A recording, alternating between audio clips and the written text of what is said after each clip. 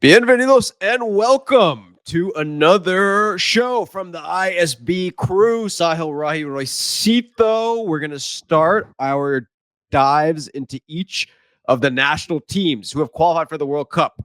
And today, very special episode for all our Ecuadorianos out there. We, of course, are covering the Ecuadorian national team. We're going to start off with how they qualified. That's the story. How they qualified. Let us just show this quick graphic, boys. Look at this. They've already qualified with the queue, 2 matches to play, and they've already got it done. What do you guys got to say about that? What a story. This is the most excited I've been about Ecuador in a long time. They obviously had a good team in the last World Cup. They did well, but couldn't quite make it out of the first round. How did they do it? They did it with defense, Roy. Defensive midfielders, center backs. They didn't give up a goal. It's harder to score on this Ecuadorian team than it is to win in El Alto, Bolivia, Roy. Difficult. They're a wall back there.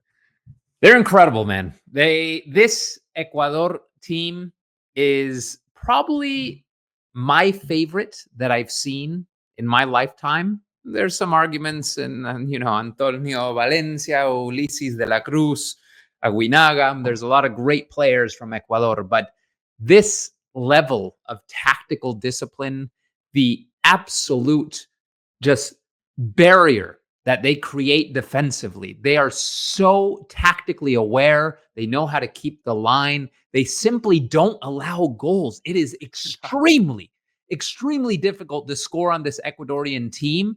And great teams start with great defenses. You don't have a great defense, it doesn't freaking matter. Yeah. It doesn't matter. But this team has the strongest foundation out of any South American team, including Argentina. Yeah. So let's talk. We'll get into their players in a second, but I want to talk about some of the matches, like the marquee matches. Going through the way they qualified, right? There was a victory against Colombia. That was a big victory. Huge. Victory against Uruguay, big victory. And what they did, Rahi, is they took care of business where they needed to. Didn't beat Argentina so far. They have one more match to play against Argentina. Didn't beat Brazil, but they took care of everyone else.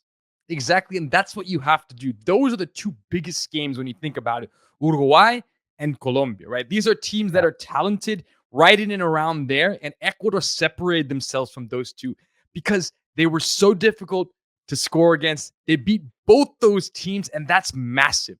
Yes, and you took care of business against Brazil, right? You lost 1 game, you tied 1 game. You have the last Argentina game more, which is a perfect opportunity to really see what you're made of. Yeah. But I agree. It's those 4 or 5 beating Colombia and Uruguay. Yeah. It's what I think about Colombia is they've shown they are one of the best, arguably second best team in this region in conmebol. I don't know. Hey, top 3. What, not top 3? Colombia? Is that a controversial statement? After Colombia, you have to say Ecuador, right? I'm talking Ecuador. Right? You said Colombia. You said Colombia. I'm sorry. You said Colombia, so I got distracted. Yes. Ecuador is a top 2 team in this region right now, not Colombia. Colombia is not a top 2 team. Yes. But what I want to see from this Ecuador team is I want to see how they handle different competition outside of the region. I want to see them play the best of Asia. I want to see them play the best of Africa. I want to see them play some more European teams and see how they compare, see if that defense still holds strong. Most of their team, or at least half their team, is European based, so they have the experience. But I would love to see them diversify the teams they're playing against to prepare for this World Cup, because if they prepare well, if they really test themselves, I don't see a world where they don't at least make the quarterfinal of this World Cup.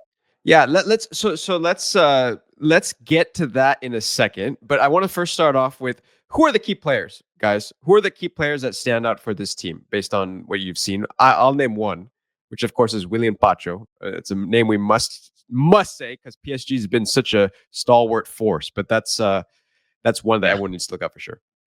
Yeah, he's huge. It's the spine of the team for me. For me, it's Moises Caicedo. I think is incredibly important to everything this team does. And it's because it's that spine and that central defense. So defensive midfield, center back. The one thing I will say about William Pacho, he did get the red card for PSG. So it's a little bit of some learning for these young players as well with Caicedo. Yes. That was Roy, rough. who you got? Who stands out for you? Moises Caicedo is a critical player on this team. Um, for me, I love Hincapié. I love the Leverkusen defender. He's a total star on this team. I love Estupinian. This team just has such an incredible core, but the entire back line is the star. Instead of naming one player, for me, it's that entire back line and what they've been able to achieve during World Cup qualifying and beyond. It's one of the strongest defenses in the world right now. Mhm. Yeah. Mhm. Yeah. You know what? One thing I want to say is Ener Valencia does so much for this team up front. Yeah.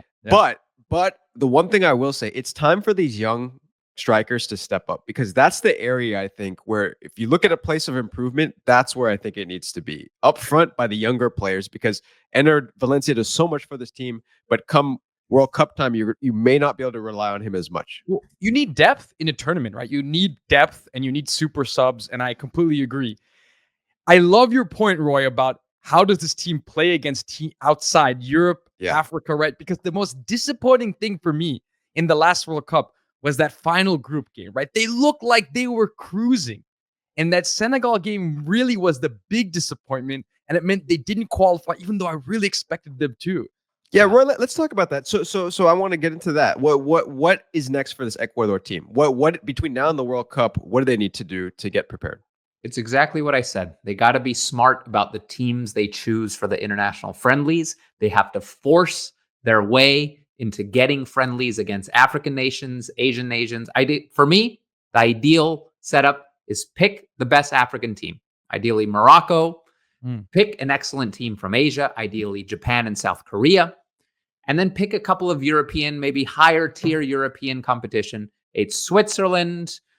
If you could pull off in England, get these games going to really test yourselves, but you have to balance it out in a way where you're not just playing teams that are significantly better than you and losing and tying every game leading to the World Cup. You need some other games. You need to play the US and kill the US. You need to play a team like Mexico and beat Mexico. You need to do these things to keep the motivation, but also test yourselves against this different style of play that the other nations bring. That for me is the important thing. And like you said, Sahil, probably not before the World Cup, but finding an option for striker and finding a center attacking midfielder who's consistent and world class. Yeah. I think this game against Argentina is huge too, right?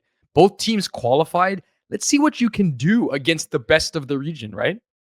Yeah. They're teams that know each other well, though. That's my concern with Ecuador.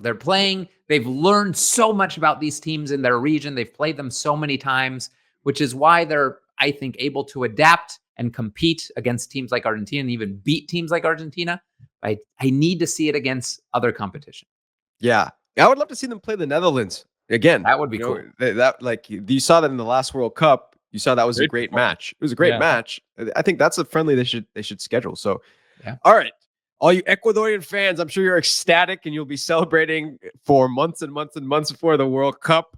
But let us know your thoughts about the state of the team. What do you think about where you can develop maybe a couple new players? And how do you like your chances going in to the World Cup? Let us all know. We'll cover more videos on Ecuador between now and then. Until then, keep watching the beautiful game. Keep watching Ecuador, and see you all soon.